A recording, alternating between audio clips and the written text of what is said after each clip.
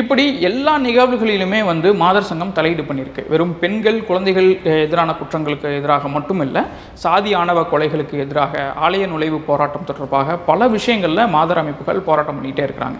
ஆனால் ஏன் அவங்க செய்திகளில் இடம்பெறதே இல்லை? அவங்கள ஏன் தொடர்ச்சியாக நம்ம ஒரு கேலி பொருளாகவே பண்ணிக்கிட்டே இருக்கோம் அப்படின்னா, பொதுவெளியில் ஒரு பெண் அரசியல் தொடர்பாக பேசுகிறது நமக்கெல்லாம் ஒரு ஒவ்வாமையை ஏற்படுத்துது. அவங்க பெண்களாக இணைந்து அவர்கள் ஒரு அமைப்பை நடத்துறது அப்படிங்கிறது, அவங்க ஒரு திறமை இல்லாதவங்க, அவங்களால என்ன பண்ண முடியும் அப்படிங்கிற ஒரு ஒரு ஒரு ஆண் மனநிலையிலிருந்து நம்ம எல்லா நேரமும் அதை அணுகிக்கிட்டே இருக்கோம். இந்த விவகாரத்துலேயும் மாதர் அமைப்புகள் மீது அதுதான் நடந்திருக்குது. மற்ற அமைப்புகள் எந்த அமைப்புகள் மீதும் பெருவாரியான விமர்சனங்கள் என்பது இல்லாத போது, மாதர் சங்கத்தின் மீது மட்டும் இவ்வளவு பெரிய விமர்சனங்கள் வருவதற்கும் இதுதான் காரணமாக இருக்குது.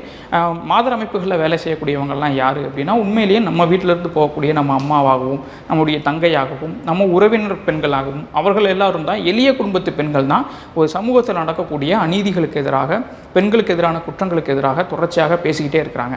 அப்படி இருக்கும்போது இந்த நடுத்தர வர்க்கத்தைச் சேர்ந்த இந்த பெண்கள் பொதுவெளியில் அரசியல் பேசுறது, தாங்கள் பாதிக்கப்பட்டதுக்காக நீதி கேட்கறது அப்படிங்கிறது இங்கே இருக்கக்கூடிய ஆண்மயவயப்பட்ட தலைவர்களுக்கும் மற்ற இதர ஆண்களுக்கும் இந்த சமுதாயத்துக்குமே ஒரு வித ஒவ்வாமையை தருது.